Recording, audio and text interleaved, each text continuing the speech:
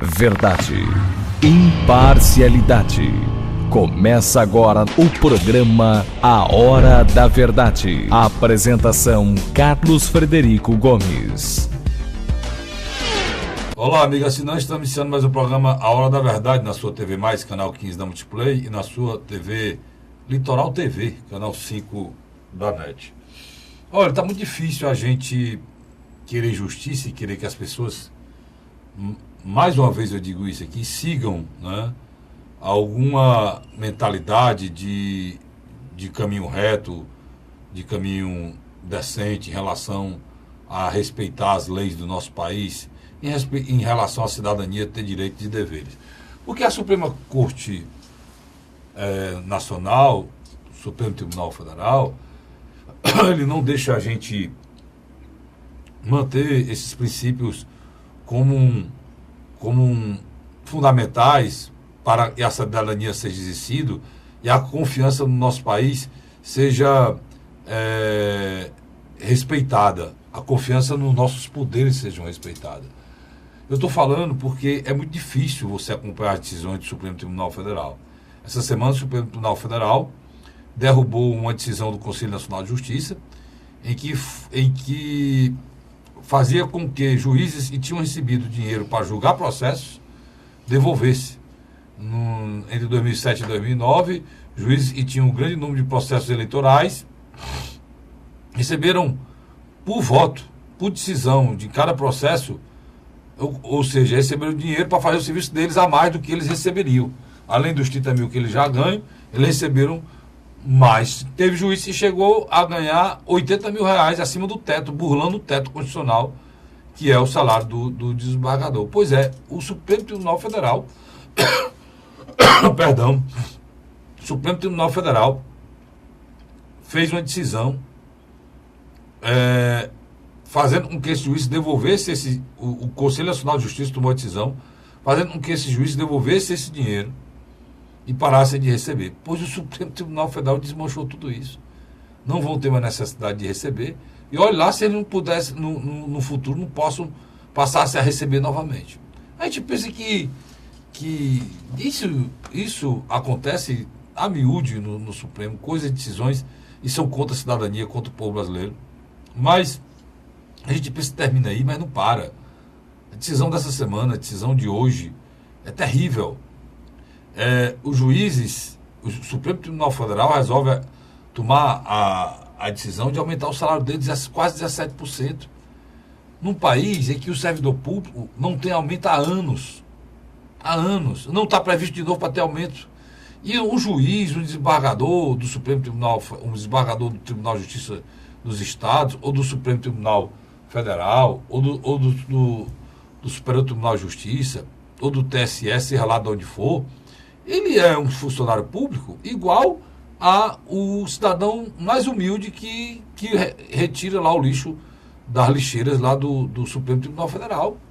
E esse cidadão, ele não tem esse aumento. Ele não tem direito a aumento. E o tempo todo a discussão no Congresso é que não se pode voltar a pauta-bomba, não pode. Aí os juízes da Suprema Corte do nosso país, ministros, resolvem que tem que ter um aumento de 16%. Isso aí eu nem diria nada contra eles, não. Se eles quisessem ter esse aumento, passar para ganhar 40 mil, não diria nada contra eles, não. O problema é que o aumento deles incide de uma forma em todos, inclusive no legislativo e até no executivo. Só no judiciário é perto de 800 milhões, quase 1 bilhão só no judiciário. Porque o teto vai ser o teto dos juízes, dos desembargadores, vai ser o teto de todos. Todos lá ganham o teto. Não é menos do que o teto, não. Aí você vai você precisa lembrar que essa regra vale também para o salário dos senhores deputados federais, que por consequência aumenta o salário dos senhores deputados estaduais, que por consequência aumenta o salário dos senhores vereadores. Então, é uma decisão irresponsável de quem não tem respeito ao momento que o nosso país vive, de quem não tem respeito à cidadania, por esse motivo. Um dos motivos. Né? São vários motivos, mas um dos motivos que esse país é violento. Porque o cidadão, ele precisa acreditar na justiça. Ele precisa acreditar nas nossas instituições. Para você formar a cidadania de um ser humano que está iniciando a vida, do jovem que está iniciando a vida, o pai dele precisa lembrar que ele é um cidadão, que ele tem deveres, mas que ele também tem direitos. E que as pessoas são iguais, são tratadas iguais perante a lei. E que a oportunidade é para todos. Porque a justiça está aí para garantir. Dá para me dizer isso para alguém? Dá para me sinceramente dizer isso para o meu filho? Dá para me dizer isso para um neto meu que esteja em crescimento? Será que dá? Para me dizer que esse país é igual? Que as oportunidades são iguais? Que o cidadão tem direitos e deveres? E que nós devemos seguir a lei? E que a justiça é para todos? Será que dá para dizer isso? É muito ruim a gente ver a nossa Suprema Corte contribuir para retirar a esperança do povo brasileiro justamente no ano de eleição. Né? Agora, ainda mais, nós não podemos ser aqui portador da desesperança e da desgraça, não. Ainda mais importante é o dia do meu aniversário, que é o dia 7 de outubro, é o dia que você vai votar, coincidentemente caiu no dia do meu aniversário. É mais importante ainda, diante de fatos como esse, que nós precisamos, você precisa procurar candidato a presidente que fale na reforma do judiciário. Vai ter muita coisa a ser discutida. Estamos iniciando os debates hoje, né? Hoje. Estamos iniciando os debates hoje. Uma grande empresa nacional vai iniciar os debates. E nesse debate, você precisa lembrar isso. Você precisa lembrar isso. De lembrar e observar, se puder mandar uma pergunta, uma matéria, que hoje o cidadão interage nesse debate, lembrando que é preciso ser feita uma reforma profunda nos 3 poderes. No legislativo, na forma de eleição do legislativo, no executivo, para que tenha algumas normas e possa impedir a corrupção, que hoje é um câncer, é uma metástase espalhada no Estado brasileiro, mas principalmente no judiciário. E precisa entender, o papel dele é o mais preponderante, é o mais importante nesse tripé da nossa democracia.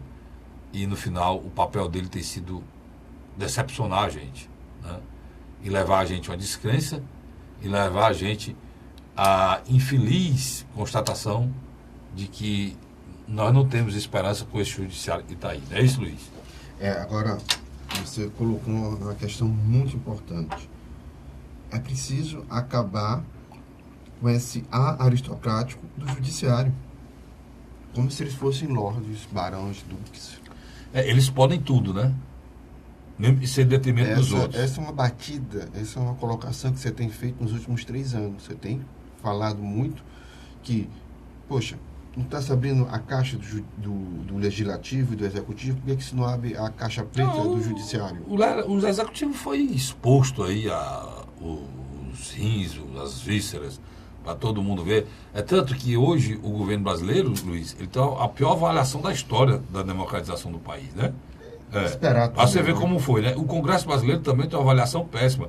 A justiça brasileira não vai atrás, não. Só que ela é pior. Ela julga esses dois e não tem quem julgue, né? E quando o Conselho Nacional de Justiça toma uma decisão, você viu o que eu falei aí? O Supremo refaz a decisão. Então, para que o Conselho, se o Supremo tem o poder de refazer uma decisão se o Supremo tem o poder de refazer, Luiz, para que o Conselho Nacional de Justiça? Ele legisla, em alguns casos, né? A discussão do aborto agora. Pois é. Um debate que deveria estar sendo feito... Boa lembrança. Executivo e Legislativo está sendo feito de maneira unilateral, sem a participação popular, aonde literalmente 6 pessoas a 11 vão decidir o destino de várias mulheres e da saúde pública do Brasil. Mas isso aí eu acho que é um debate, um programa inteiro. Mas eu vou, inclusive, foi você ter falado, eu vou trazer aqui para debater com a gente um amigo meu, Jorge Maza, que ele trabalha, a gente conversar comigo, com você aqui, talvez na próxima semana, para a gente falar sobre esse debate. Esse debate é um debate sério, inclusive vai ser levado a classe política, né? Vai entrar no debate presidencial, a questão do aborto, e uma das coisas mais sérias, que aí você tocou no ponto e diz tudo a respeito do que eu estou falando aqui. Será que não cabe algum instrumento, sei lá, um agravo, alguma coisa, alguma discussão em relação ao judiciário está entrando, Luiz, literalmente entrando nas prerrogativas do legislativo, cara. Não tem como se... botar para eles mesmos julgarem, né? Que isso não tem condição de... O desequilíbrio dos poderes. É, porque você vê uma ministra... Aí tem uns caras que vêm com uns papos furados dele, ele tá em cabe tudo. Não, é o nome que ele chama? É uma... Eu dei um branco aqui no nome da ação, mas essa ação permite, Luiz, e esse tipo de ação permite ajoitivo e tal, entendimento da sociedade, para eles querem justificar. Não tem isso não, cara. Não tem isso não. O que deixa claro é que se uma pessoa é escolhida para ser ministra do Supremo Tribunal Federal, como é a dona Rosa Weber, ela deve ter conhecimento de saber jurídico para isso, né, Luiz? Por isso que ela é indicada essa batinada pelo Congresso, sem dúvida, né? sem dúvida. Pelo Senado Federal. Aí ela chega lá, porque ela não vai fazer lei, ela vai interpretar o que está escrito na Constituição Federal. Essa é a função do Supremo Tribunal Federal, principalmente a função constitucional de dirimir dúvidas, de acabar com as dúvidas. Como é, Luiz, que ela vai ouvir, ela vai fazer ela vai tomar uma decisão que vai virar uma jurisprudência, vai virar uma lei? Quer dizer, eles estão legislando no Supremo Tribunal Federal? Não, na realidade, é uma decisão que também vai mexer no sistema de saúde do Brasil. Mexe com tudo. Mexe com tudo. Mexe também com discussões de ética, moral, religiosa. Porque o aborto... Eu não acredito nem. É um assunto muito, muito forte. Eu acho que devia tirar da história religiosa do meio. É só quem é a favor da vida ou não. Quem é a favor de uma criança ser morta ou não, né, Luiz? É mais ou menos assim, não é não? Agora, por outro lado, você também tem um aborto clandestino que existe. Mas, Luiz, olha, esses casos de trauma já foram dirimidos na legislação brasileira. Sei, os Estupro. Você não pode querer que uma mulher que seja estuprada tendo um ventre, um filho decorrente de uma violência. Tem algumas que entendem que a criança tem nada a ver com isso, né? Mas a lei permite já que esse aborto seja feito. A questão das crianças que não têm cérebro, né? Também a lei já permite que esse aborto seja feito. Você querer, Luiz, descriminalizar o aborto é você usar o aborto, sabe por quê? Como contraceptivo, cara. Carlinhos, como contraceptivo. A sua argumentação ela é plausível, eu concordo. O que eu quero colocar para você é que por dia, nos hospitais chegam milhares e milhares de mulheres mutiladas. Mas por conta de quem? Abortos clandestinos. Mas culpa de quem? Culpa do governo, que não dá as condições necessárias sociais para que as pessoas se previnam, para que as pessoas tenham a possibilidade, Luiz, de não precisar fazer o aborto. Está entendendo? Os contraceptivos e deveriam ser colocados de uma maneira correta para que não passem por isso. Com acompanhamento de jovens, Luiz, de até crianças que estão engravidando, por falta de apoio, por falta de uma estrutura social adequada, para dar acompanhamento a essas crianças carentes que estão acontecendo. É criança mesmo, tem menina de 10, 12 anos engravidando aí, de forma terrível, né? Então, você querer justificar, isso não vai, Luiz. Não estou justificando. Você descriminalizar isso, isso não vai acabar, não. E pelo contrário. Não, o problema é mais profundo. Vai aumentar, porque a irresponsabilidade do cara que faz isso, do autor, do parceiro, entendeu? Que muitas vezes a mulher é obrigada também a fazer o aborto, o cara obriga a mulher. A irresponsabilidade desses caras vai aumentar. Por quê? Porque agora não é mais crime não, entendeu? Isso não é solução não. Mesmo porque, Luiz, quando a gente fala nisso, a gente está falando de uma vida de uma mulher que ela que está em risco. E quando você fala no aborto, você não fala numa vida de uma mulher que está em risco. Você fala num ser humano que já vai ser assassinado. Quando você justifica o assassinato de para proteger a possibilidade de outro morrer, não existe. Você primeiro mata para ver se... preocupado e o outro possa morrer. Por que esse que está sendo morto é menos importante do que esse que pode morrer? Você está entendendo o raciocínio? Porque, cara, você não pode olhar um óvulo fecundado como que faça parte da mulher. Nenhuma mulher nasce com um ovo fecundado. Carlos, Então, o que ela discute é que é o empoderamento da mulher em relação ao seu corpo. Só que mulher nenhuma nasce grávida. Mulher nenhuma nasce grávida. A reprodução dos mamíferos são assexuada e é gerado dentro da gente. Por exemplo, uma tartaruga, ela põe o ovo fora. E essas mesmas pessoas que defendem o aborto, Luiz, estão preocupadas com os ovos das tartarugas, mano. Tu sabe disso. Né? mas Que não destrua os ovos da tartaruga. Se você vê, eu vou trazer o mais aqui para discutir esse assunto, eu só vou encerrar. Mas é importante a gente sempre se posicionar. Se você vê a criança que eles estão defendendo e acaba a criminalização, ela tem 3 meses, certo? 120 dias. Se você vê, ela tem os bracinhos, ela tem as perninhas, ela tem todos os dedos, ela tem a cabecinha formada, ela tem os olhos, a boca, tudo. E essa criança, ela é retalhada no útero da mãe e é aspirada, cara. Aspirada. Né? Isso, para mim, é uma crueldade, um assassinato com alguém totalmente indefeso. Qual é a diferença, Luiz, dessa criança pegar uns quilos e sair do ventre da mãe e a mãe matar depois? Aí ela vai presa. Mas por ela estar dentro do ventre dela, ela não vai presa. Isso é um raciocínio lógico, cara. Lógico, porque a vida ela é concebida num momento em que um óvulo vira um embrião. Aí se isso não tem nada a ver com religião. Tem nada a ver com nada disso. É a questão. Eu estou falando aqui de religião. Eu estou falando aqui de vida. De biologia pura. Biologia. Você colocou muito claro, de vida. Né? O que está acontecendo é que, na minha avaliação, esse tema, há muitos anos, foi colocado numa gaveta no Congresso, tanto na Câmara como no Senado, e também pelos governos federais. Tanto Fernando Henrique Cardoso, Lula, Dilma, agora Michel Temer. É um assunto que já deveria ter vindo à tona há muito tempo. Mas a Constituição para ir, Luiz. Tudo bem. Mas o que acontece? Nós temos hoje um sistema de saúde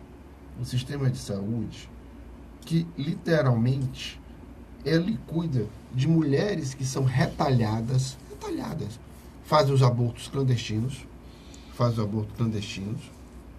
O Estado não fiscaliza, isso é verdade. O Estado tem que ter uma parada. Se o Estado hoje, Luiz, não acompanha uma gravidez de uma mulher, pô. Concordo. Não acompanha. Tem mulher em parir aí sem ter feito um pré-natal, cara. Né? Então, o que você concorda, e aí eu concordo com você. Precisa ter uma política pública direcionada para as mulheres que estão fazendo aborto clandestino. Não dando a ela a possibilidade de fazer um aborto, dando a ela a possibilidade de criar o filho e dando a ela a possibilidade de não engravidar de forma indesejável. Isso é que é preciso ser feito. É como eu lhe falei no começo do programa, é um tema que daria um programa todinho. E essa discussão, não adianta o cabo dizer, não sei aonde tem local e o aborto é permitido, tem local que não é, tem local que jamais será, e tem local e ele é liberado. Depende de cada país. Né? E o que precisa, se for para discutir, o local correto não é o Supremo, né, Luiz? Eu acho que não deveria ter passado pelo Supremo. Não tem nada a ver com o Supremo. Local correto. E aí, vai um apelo aqui às pessoas que trabalham pela vida e os que são a favor do aborto mesmo. Vocês tirem esse processo lá, cobrem dos senhores deputados, né, Luiz? Federais, que discutam e se resolvam, cara. Definitivamente, como o Luiz está dizendo aqui muito bem. Definitivamente, resolvam, né, Luiz? Bote o ponto final dessa história, né? É porque existe um massacre aí fora que também precisa ser estancado, viu? Porque enquanto a gente diz que na realidade não existe liberação do aborto clandestino, não. Já existe um aborto no Brasil. Já é permitido. No caso de estupro, no caso de criança que não tem cérebro, que é a palavra não saiu aqui, anacéfalas, e ainda mais, tem casos também, Luiz, de doenças reconhecidas que a criança não vai sobreviver. Então,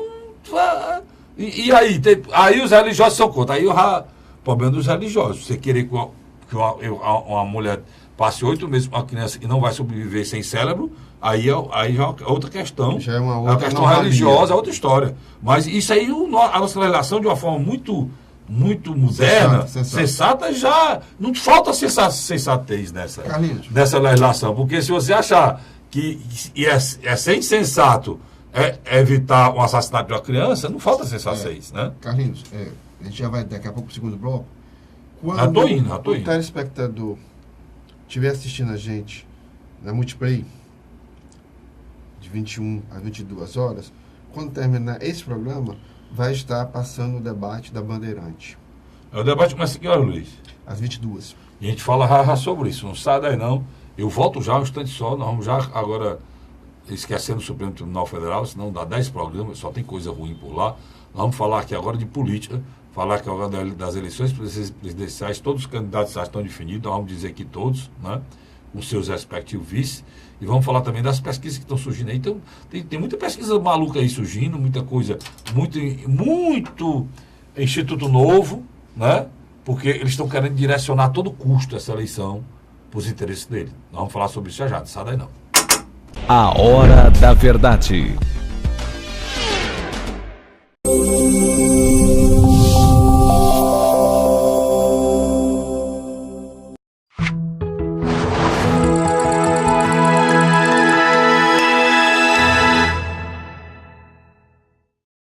A Hora da Verdade.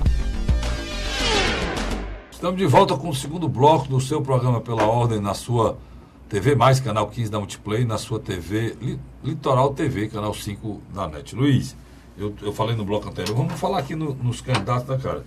Eu tô aqui, não sei se tu tá com ele na mão aí, eu tô aqui com ele na mão aqui. Os que vão participar do debate, né? Os que vão participar do debate, né? Deixa eu ver aqui. Peraí. Não é nem os que vão participar do debate, né, Luiz? É bom te falar de todos. Não, mas é porque alguns, juridicamente, só vão poder ser convidados, né? Porque eles usam alguns critérios, né?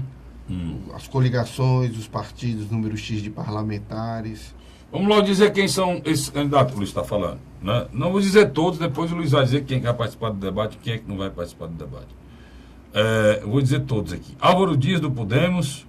Cabo Daciolo, do Patriota. Ciro Gomes, do PDT. Geraldo Alckmin, do PSDB. Guilherme Boulos, do PSOL. Henrique Meirelles, do MDB. Jair Bolsonaro, do PSL. João Amoedo, do Novo. João Goulart Filho, do PPL. José Maria Imael, do DC. Antigo PSDC. Luiz Inácio Lula da Silva, do PT. E Vera Lúcia, do PSTU. Marina Silva, da Rede. E Vera Lúcia, do PSTU. Você ainda tinha esquecido outra aí, viu? Então, esses são candidatos. É muito. Então, vale dizer que não concebe a pessoa dizer que não tem opção. Concebe, Luiz? Não, eu acho que é um momento ímpar. Carlos Frederico, existe uma fragmentação. O primeiro colocado em qualquer pesquisa sem o Lula, no máximo, atinge entre 17% a 22% dos votos. Aí você tem candidaturas que vão, literalmente, uma embolada atrás da outra. Candidatos como Ciro Gomes, que chegam a pontuar entre 12% e 14%. Marina Silva, que fica também nessa casa de 12%, 14%. Geraldo Alckmin, que pontua entre 8% e 10%, dependendo da pesquisa. Aí você vem Álvaro Dias, o Fernando Haddad, entre outros, que vão entre 4% a 6%. Então, o que você chega à seguinte conclusão? É uma eleição aberta. Uma coisa é certa, o Bolsonaro tem uma vantagem indiscutível.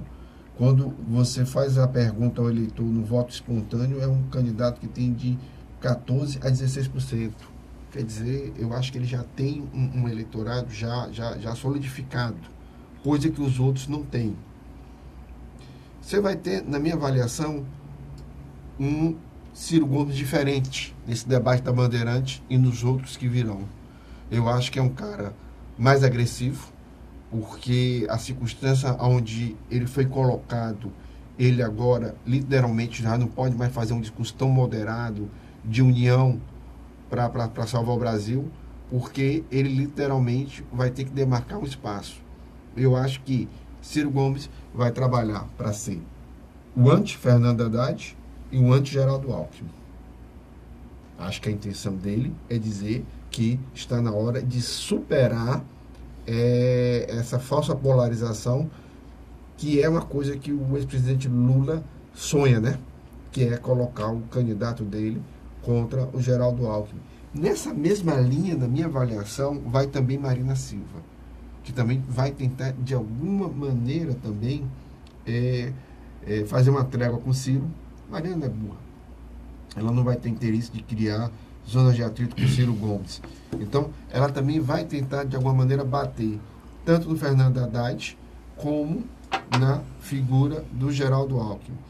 E a figura do Álvaro Dias é uma figura que, literalmente, ele só tem uma missão, na minha avaliação, é tentar construir um discurso parecido com o discurso tucano das eleições passadas, mas dizendo que ele é o autêntico. É um cara que pode levantar as bandeiras que o PSDB levantava, mas é um cara que, moralmente, não há nada que desabone ele, em detrimento a Geraldo Alckmin. E, por último, indiscutivelmente, nós vamos sentir e ver como é que como o Jair Bolsonaro vai se portar sob fogo cruzado. Porque também, num determinado momento, boa parte dos candidatos vão tentar, literalmente, direcionar as baterias contra ele. Né? Fazendo um corte aí, Luiz, você não concorda comigo, eu nem quero que você concorde, mas é preciso que a gente diga uma coisa muito séria. 200 milhões, são mais de 200 milhões nesse país, né? São. Mais de 200 milhões. Mais de 200 milhões de habitantes esperam ansiosamente, e as pessoas acham, não, o brasileiro, o eleitor, tá nem ir para a política. É mentira, isso aí já. A partir desse mês, todo mundo vai se envolver, porque a nossa vida está pior por conta de política. A nossa tragédia da nossa vida está pior por conta de política, de muita gente por conta de política. São milhões de desempregados, são milhares de pessoas que não levam o pão para casa, são milhares de pessoas endividadas por um sistema político em que privilegia banco em detrimento do ser humano. É um sistema selvagem, em que a população brasileira é apenas um detalhe num esquema montado há anos e destrói a cidadania brasileira. Nós somos um dos poucos países do mundo que entregamos muito e não recebemos nada. Eu falo assim, na África, os africanos não têm nada, mas eles não entregam quase nada, porque a pobreza é tão grande absoluta que eles não têm como pagar imposto. Aqui no Brasil, não. Há uma população enorme, gigantesca, pagando imposto em tudo. Do ar que respira, a hora que nasce, a hora que vai dormir. E não recebe nada em troca, né? Diferente dos outros países do resto do mundo. Isso aqui não acontece só no Brasil, não. Isso acontece só no mundo, não. Não acontece, melhor dizendo, isso não acontece no mundo todo, não. Acontece só no Brasil. E eu acho inconcebível, eu não abro mão disso nem um palmo, que eu ou o Luiz, ou qualquer um de nós, que queiramos presidir esse país, ou queiramos ser prefeito de uma capital, ou queiramos ser vereador do município, menor que seja, nós temos a obrigação de nos inteirar, de estudar, de ler os nossos problemas. Você não pode cobrar de um prefeito, Luiz, que ele seja um economista, né? Você não pode cobrar de um prefeito que ele seja um advogado. Você não pode cobrar de um prefeito que ele seja um jurista, certo? Mas você pode cobrar do prefeito que ele saiba que as leis de responsabilidade fiscal têm que serem cumpridas. Ele saiba quais são essas leis.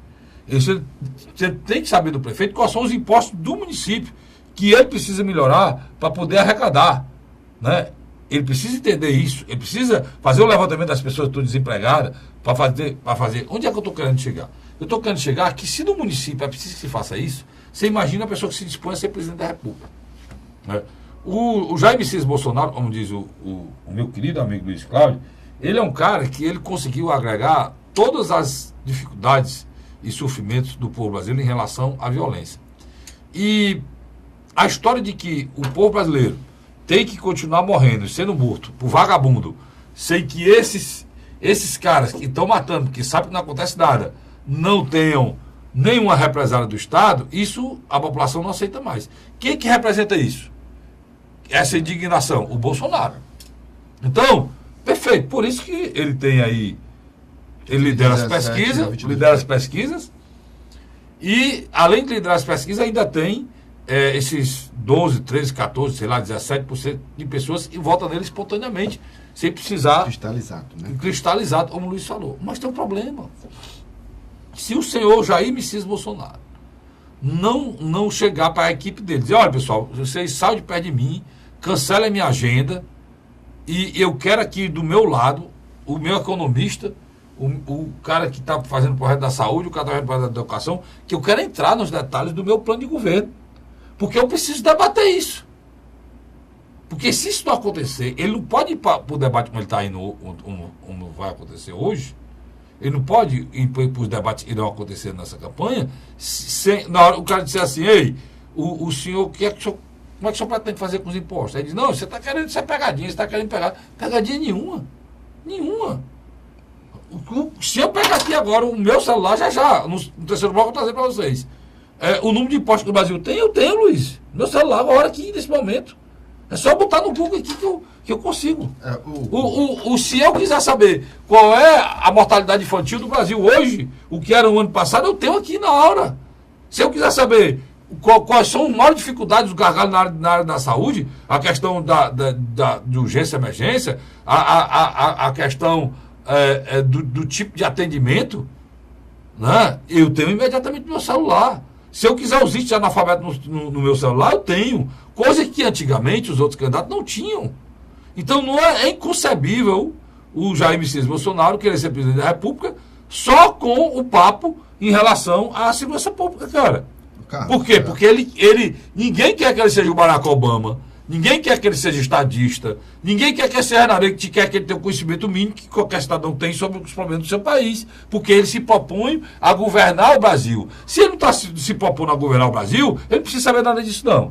Mas se ele se propõe a governar o Brasil, ele tem obrigação, porque nós não iremos eleger, Luiz, ministro da Justiça, nós não iremos eleger ministro da Saúde, nós não iremos eleger ministro da Economia. Todos esses caras serão indicados por ele. E ele é quem indica, tem com a caneta na mão.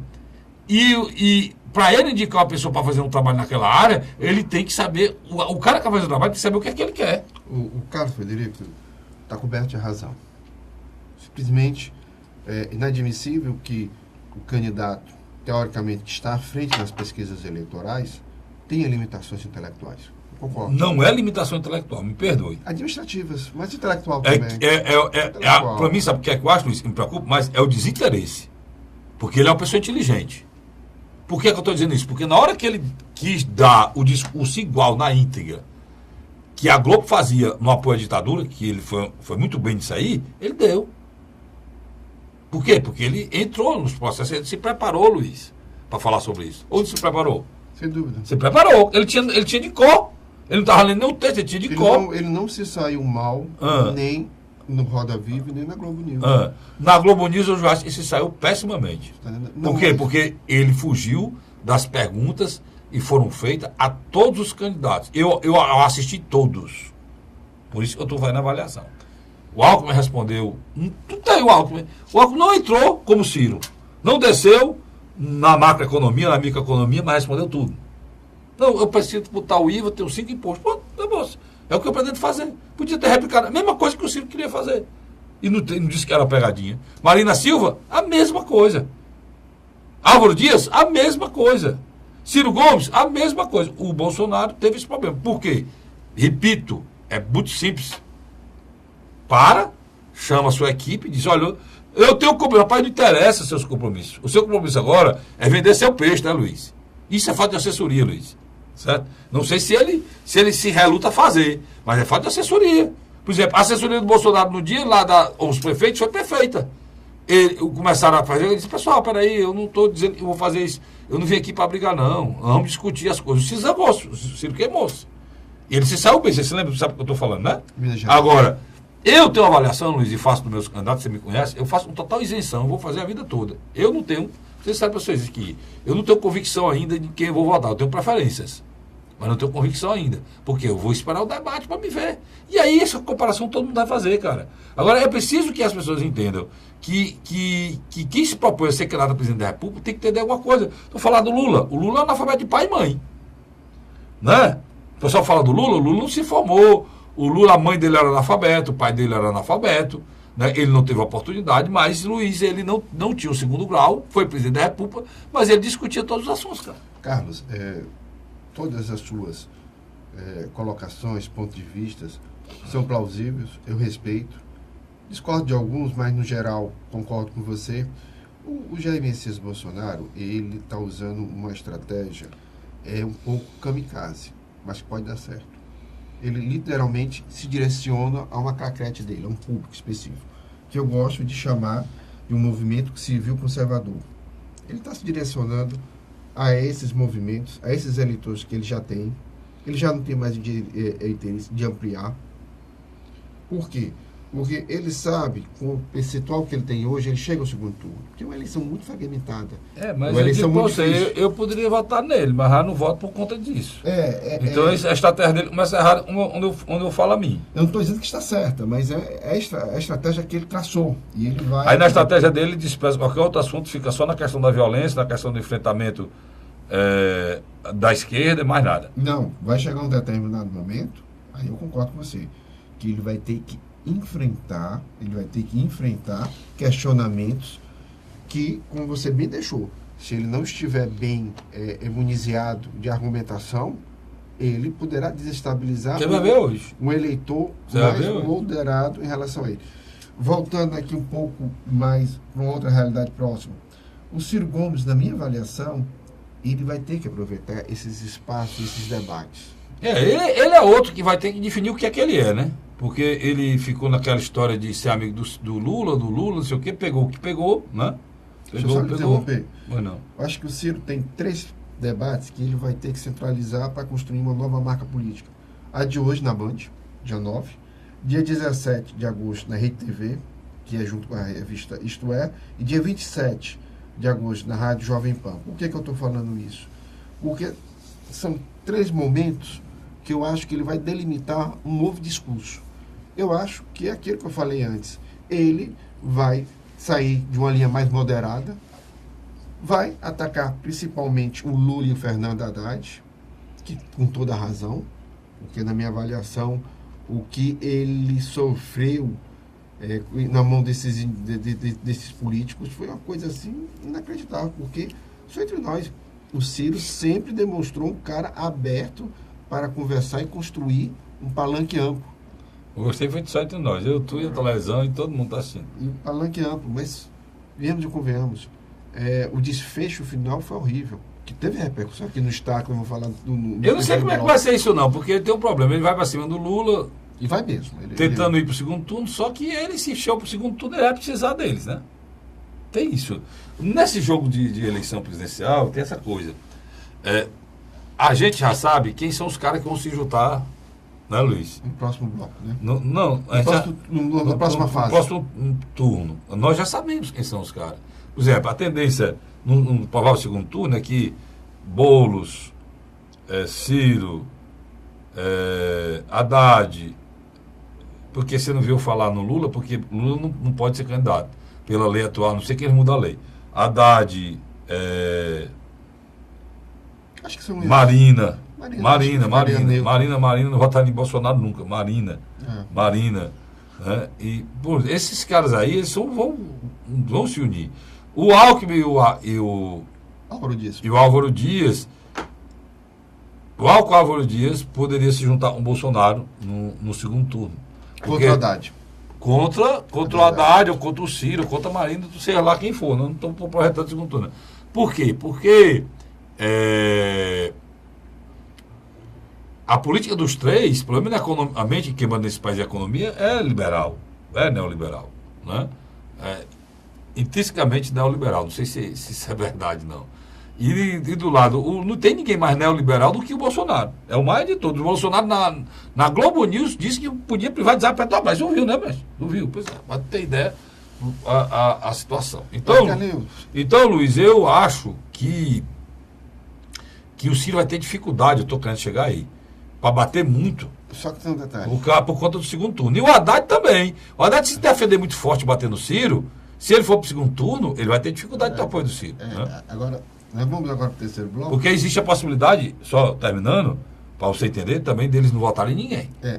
Isso já aconteceu aqui. Nós vamos para o terceiro bloco agora e vamos discutir isso que nós estamos finalizando agora. Ciro ficou na encruzilhada. Por quê? Ciro batia no MDB, respingava em quem aqui no Ceará? Eunício de Oliveira. E Ciro batendo em Lula, vai respingar em quem? Ele não batia em MDB. Ele não batia em MDB, não. Ele bate direto no Eunício Oliveira. Bateu no último comunismo. Eu estou dizendo, pelo discurso dele nacional, ele acabava respingando aqui. Tudo bem, agora a decisão aqui do Estado do Ceará é uma decisão do PT com o MDB. Não tem nada a ver com o Ciro Gomes. Né? O que tem a ver com o Ciro Gomes, o partido dele lançou um candidato, tudo bem, mas ele foi contra, né? Raivosamente contra. Quem atenuou isso aí foi o irmão dele aqui, né? Para não criar problema com o governador Camilo Santana. Mas eu concordo com você. Ele vai ter que não bater no PT. Ele tem que falar PT Nacional, Gleice Hoff dá o nome aos bois, né, Luiz? Porque se ele bater no PT, ele bate aqui no Camilo aqui no Ceará. Concordo com você. Você está corretíssimo, viu? Eu vou pro rápido intervalo, o Luiz está parado aí, ó. Nem se mexe, porque eu volto já. É um instante só, não sai daí não.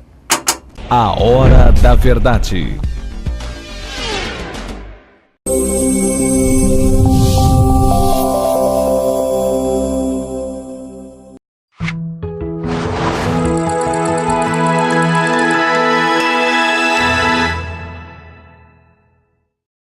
A Hora da Verdade. Estamos de volta agora com o terceiro e último bloco do seu programa A Hora da Verdade na sua TV+, canal 15 da Multiplay. E na sua Litoral TV, canal 5 da NET, me esquecendo da Litoral TV. Nós estamos nas duas maiores plataformas de assinante do Estado de Ceará, que é a Multiplay e a NET. Dá muita gente, viu, Luiz? Dá aproximadamente aí umas 500 mil pessoas que têm acesso ao nosso programa, viu, Luiz? Na semana passada, o Ciro Gomes viu duas cenas que o irritaram muito. A primeira, a maneira deselegante como Carlos Siqueira, presidente do Partido Socialista Brasileiro, fez uma aliança branca com o PT. E como terminou a convenção nacional desse partido. E gerou consequências. Então, está lá, literalmente, há uma divisão interna dentro do PSB muito forte. E o PDT tirou o apoio à candidatura lá do governador Paulo e Pernambuco. Dos dois governadores, de São Paulo e Pernambuco. Pode continuar. E a Manuela Dávila se lançou candidata. O PCdoB preparou a ata. Gleice Hoffmann chegou e disse: tudo bem, você é candidato, mas em nenhum estado do Brasil o PT faz aliança com o PCdoB. Era um tiro de morte no PCdoB. Literalmente, o partido provavelmente não conseguiria eleger nem metade da bancada que ele tem hoje. Então, é um sintoma muito profundo e grande. Então, o que acontece, na minha avaliação? Ciro Gomes sabe que os movimentos de isolamento que foram feitos contra ele dentro do PSB e dentro do PCdoB partiu de uma cela de Curitiba, da Polícia Federal. E aí eu eu acho engraçada a Manuela Dávila, que era candidata do empoderamento feminino, feminista, não sei o quê. No primeiro arrobo do Lula da cadeia para ela deixou de ser deixou de ser empoderada, tirou a candidatura e virou ser. E agora ela criou uma figura espetacular. Ela é a vice do vice, né, Luiz? Ela é vice do vice. A vice do vice. Sabe o que falar nisso? É uma candidatura. É o triplex. É o Lula na cadeia, o Haddad e ela. Quer dizer, a candidatura triplex. É o triplex. Por tentar compreender, quando o Lula não puder ser candidato, assume o Haddad. E no lugar do Haddad, assume a Manuela. Quem precisa mesmo é que as pessoas sejam mais sinceras. O PT ele tem uma participação na história democrática brasileira fundamental. O Lula tem uma participação na história democrática brasileira fundamental. O Lula faz parte da história desse país, né? Fez muita coisa boa no governo dele, mas fez muita coisa ruim no final do governo dele, junto a Dilma, no governo Dilma. E é preciso que o PT entenda isso, reconheça isso, dê a cara a bater, peça desculpa e continue, né, Luiz? Mas parece que não tem essa disposição. E o pior de tudo é o seguinte, com essa loucura de se manter no poder a todo custo, ou voltar para o poder a todo custo, que é uma coisa muito ruim, né? Quando eles estão no poder pelo poder, independente do que possa acontecer, Luiz. E foi essa sanha de buscar o poder pelo poder, de se manter no poder pelo poder, que fez o PT chegar onde chegou, né? E agora, Luiz, eles estão colocando o país numa situação No abismo. perigosa. É como o Ciro coloca. Perigosa, olha. Essa história do tripé que o Luiz falou aqui, do tripé, que a negada brinca aí nas redes sociais, é muito séria. Na hora que você retirar a candidatura do Lula, botar do Haddad e botar a Manuela para ser vice, isso pode ser entendido pelos adversários como uma artimanha política que não é aceitável. Sabia disso, Luiz? E o eleitor também. Não, mas os adversários podem recorrer em relação a essa... E a chapa pode ser totalmente... E essa chapa pode ser... E esses caras podem ganhar a eleição e não assumir. E colocar o Brasil numa situação dificílima. Uma crise institucional. Porque é possível você substituir uma chapa? É. É natural? É. Mas o caso, o Luiz é candidato, eu sou candidato, o Luiz morre, eu sou o vice dele, eu assumo a chapa. Como foi o caso da Marina Silva e Eduardo. Pronto. Ou eu posso desmanchar a chapa e botar outra. Porque por algum motivo plausível. Não feito a armação como está sendo feito, cara. Sabendo o resultado final. E já se sabe pré-estabelecidamente que isso está sendo feito. Já tem jurista que coloca que essa chapa ali está... Além, Luiz, das querelas jurídicas que muitos estão colocando, que o Lula não é inelegível, porque não tem na lei da ficha limpa, não tem a condição do cara preso, não tem mesmo não, condição do cara preso, tem condição do cara julgado de segundo grau, aí vou discutir não sei o quê, e aí vem as filigramas jurídicas, Luiz, que não tem fim, né? Então o Lula está levando o país, a Gleice Hoffmann, com essa arrogância que você colocou aí, a uma situação terrível. Como se no PT não tivesse candidato. O PT tem pessoas espetaculares. O governador do Ceará é hoje, com certeza, um dos maiores governantes do Brasil. Uhum. Que quando terminar o mandato, ou está terminando o mandato, e se ele for reeleito para 8 anos, você vai ver a avaliação do Camilo Santana em relação ao resto do país. Então, você tem o Paulo Paim, Luiz, que é o melhor senador, é o melhor parlamentar de sóbrio em relação aos outros. Sem dúvida. Então, só estou dando 2 exemplos aqui, claro, mais perto que você conhece. Aí o PT fica, cara... Até o próprio governador da Bahia, Rui Costa, que vai ser eleito no primeiro turno. O governador do Piauí está lá também. O Hélio Dias. O Hélio Dias também, que é... Carlos, só para interromper, Carlos, do tempo. Olha, o governador Camilo Santana, no último sábado agora, foi a convenção do MDB e seus aliados. Dionísio de Oliveira. Oi, que fizeram muito mal ali em colocar a foto do Cid lá no banner, né, Luiz? Sim, para o telespectador compreender. No evento lá do MDB havia um banner na qual havia Camilo, Eunício e Cid. Pois é. Cid. Que essa coligação não existe. Existe um acordo... Foi acordo estabelecido branco aí. Informal. Coisa que a gente já disse que ia acontecer aqui. Nós dissemos aqui várias vezes que ia acontecer, né? Não tinha Foi configurado o que aconteceu. Mas tem muita gente apostando aí na briga, na confusão. A gente disse claramente no TV. Ia ser difícil e foi feito o que... Está sendo difícil. Está sendo difícil e foi feito o que era possível ser feito. Agora, no domingo, houve outro problema com outro banner. Perguntaram o banner do Lula e do Ciro. Do Ciro. Então, isso... do PDT Colocaram Camilo no meio, Isolda do lado, Cid de um lado, ao lado do Cid, Ciro, e ao lado da Isolda, Lula. E causou um mal-estar muito grande, ao ponto que, na minha avaliação, o próprio presidenciário Ciro Gomes e o candidato ao Senado, Cid Gomes, se privarem e não terem vontade de comparecer. Por quê? É porque essas coisinhas são bestas, mas deveriam ser discutidas. Mas isso chateia a gente. O governador Cid Gomes sabe do que eu estou falando. Chateia as pessoas. Mas, Luiz, o mundo ele gira, cara. Sem dúvida. E algumas coisas que você impõe aos outros, é fácil as pessoas engolirem, o tempo faz com que essas mesmas coisas retornem e sejam impostas a você. Uhum. E o que eles estão recebendo aí é muito do que eles fizeram com os outros. Aquele problema que tem naquele local lá, em que os caras só faltam se matar, eles chegam lá e dizem, aí você é aliado dele a vida toda, luta por ele, se mata por ele, na hora que chega da decisão, eles pegam o seu inimigo, que desprezava eles, que tinha nojo a eles, e falava mal deles, e dá mais atenção ao seu inimigo do que a você. Entendeu? Isso eles fizeram muito.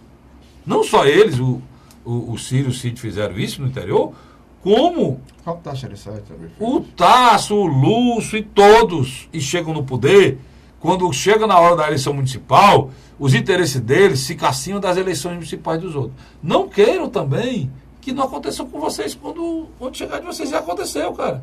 E graças a Deus aconteceu.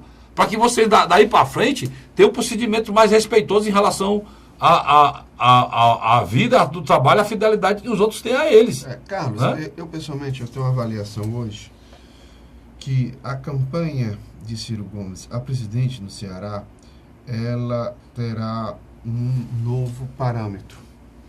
Ciro, a todo custo, vai tentar ultrapassar Lula, aqui, os votos do Lula ou o candidato do Lula. É uma questão pessoal. O Ciro vai tentar candidato do Lula é fácil ele ultrapassar. Ele consegue. Mas o Lula, não sei não. Então, eu acho que ele vai trabalhar com duas lideranças que talvez vão ajudá-lo a alavancar o nome dele. O primeiro é indiscutível, que é a figura de Cid Gomes. Cid Gomes é a maior liderança do interior. Mas quem vota no Cid, vota no Ciro, cara. Eu sei, mas tem uma parte da população... Quem vota no Cid, vota no Ciro. Mas tem uma parte da população que na memória traz a figura do Cid mais recente, mais forte.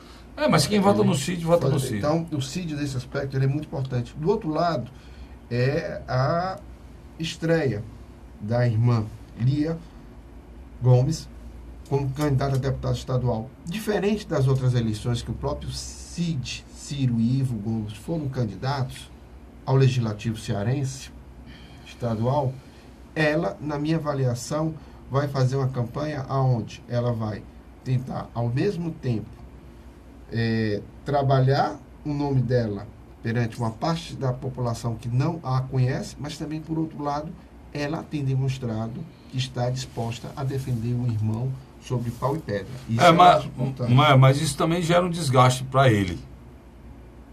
Porque é aquela história da oligarquia, que é mais um candidato na família. Tem um que é prefeito de Sobral, que é o Ivo Gomes. Tem o Ciro que é candidato a presidente, o Cid que é candidato a senador. E agora ali é candidato a deputado. E está muito parecido com aquela lá em Pernambuco. Não tem uma família lá em Pernambuco? Marília Reis, né? Não, não, lá em Pernambuco, aquele que foi ministro da Integração Nacional do governo Dilma. O Bezerra lá. Ele é candidato à reeleição do Senado, um filho é candidato a deputado federal, outro filho é candidato a deputado estadual. Fernando Bezerra. Ele é candidato a senador, um filho é candidato a deputado federal, outro é candidato a deputado estadual e um é prefeito lá de Petrolina.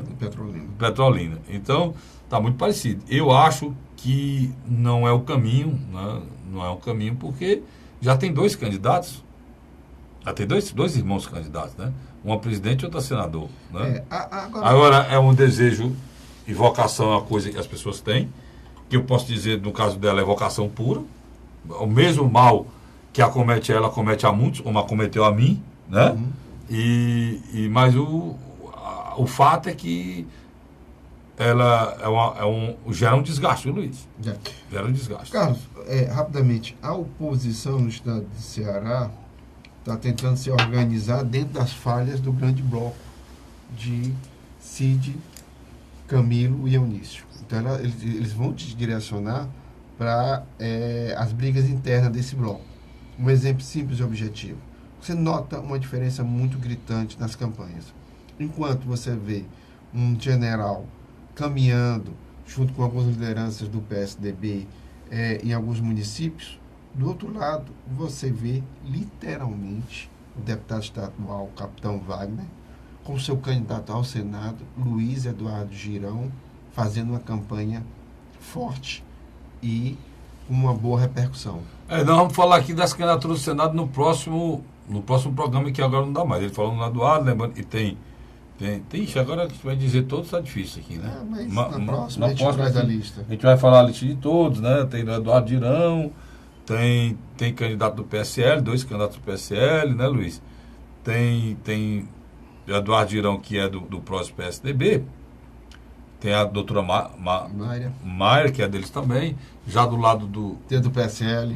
Já do lado do governador Camilo Santana, tem Cid Gomes, pelo PDT.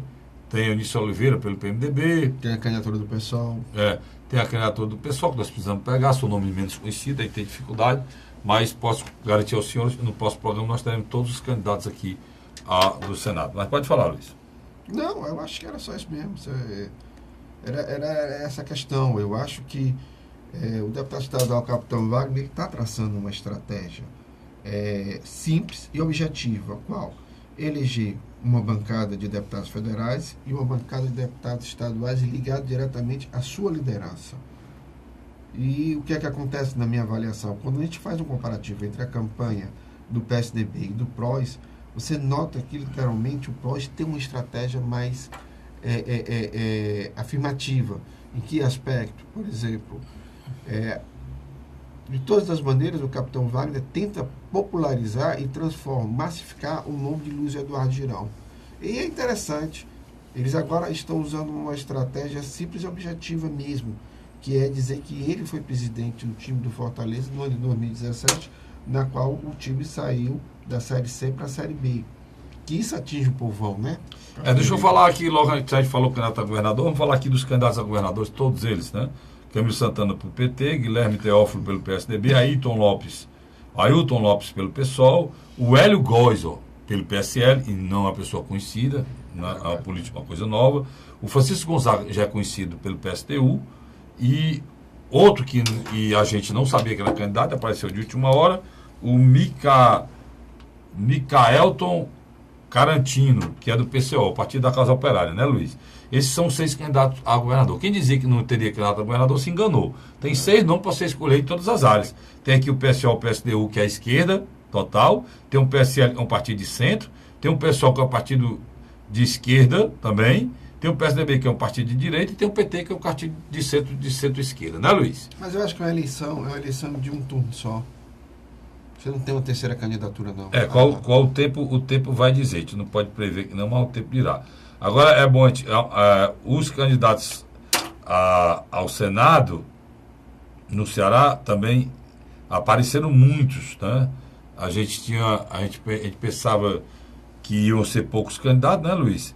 Mas apareceram muitos candidatos ao Senado Federal. A decisão do PFL foi por quê, Luiz? De botar 2 candidatos. O PSL? Eu acho que, na minha avaliação, eu acho que ficou muito difícil eles fazerem uma acomodação de um candidato deles com o candidato da chapa do general. Eu acho que foi um pedido do próprio Jair Messias Bolsonaro, que não quer nenhum aspecto papo com o palanque do PSDB. Ele já deixou bem claro. Mas o capitão lá não é ligado ao... É uma matemática complicada. O capitão não é ligado ao... E para completar... aí eu não vou botar na próxima não, vou debutar logo aqui, tudinho. Está aqui, ó. Os candidatos ao Senado nas eleições de 2018, os eleitores do Ceará vão poder eleger 2 senadores. Veja a lista dos candidatos confirmados em convenção em ordem alfabética. Todos os candidatos a senadores. O Luiz falou aqui, vamos falar de todos. Ana Carina Cavalcante de Oliveira, do PSOL. Alexandre Barroso, do PCO. Cid Ferreira Gomes, do PDT. Eunício Oliveira, do MDB. Geraldo Magela, do PSTU,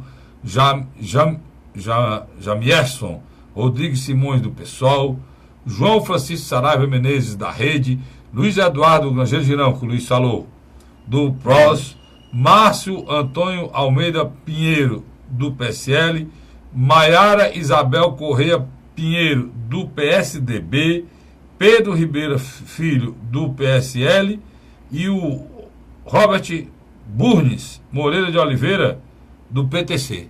Foi vereador. Pronto, esse Robert Burnes foi vereador. Vamos falar de todos aqui, Luiz? O Pedro Ribeiro Filho, do PSL, Se não me engano, é o ex-deputado. Ex-deputado Pedro Ribeiro, né? Deputado federal. A Maiara Isabel Corrêa Pinheiro, ela é médica, foi presidente do Sindicato dos Médicos e tal. Márcio Antônio Almeida Pinheiro, do PSL? Não conheço. Também não. Luiz Eduardo Grangeiro Girão, o Luiz já falou sobre ele aqui muito. O João Francisco Saraiva Menezes, da Rede, eu não tenho conhecimento. Jamierson Rodrigues Simões também não conheço. Geraldo Mano Magela, nós é mais conhecido, né, Luiz? Eunício Oliveira, que é o presidente do Senado Federal, já é senador. Cid Ferreira Gomes, governador candidato ao Senado. Alexandre Barroso, do PCO, também não temos nada dele. E Ana Carina Cavalcante Oliveira, do PSOL. Eu não sei se eles irão participar de um debate, Luiz, para falar mais da vida deles, porque são candidatos à profissão e tal. Eu não sei se vai ter esse debate, porque o Luiz falou uma coisa interessante no início do programa, que foi a questão de quem irá para o debate, né, Luiz? Tem a questão das coligações, número de parlamentares. Porque o partido só irá participar do debate se tiver assento na Câmara, né? Eu estava vendo aqui, tem vários que não tem, né, Luiz? PCO não tem, PSTU não tem. PSTU não tem, PCO não tem.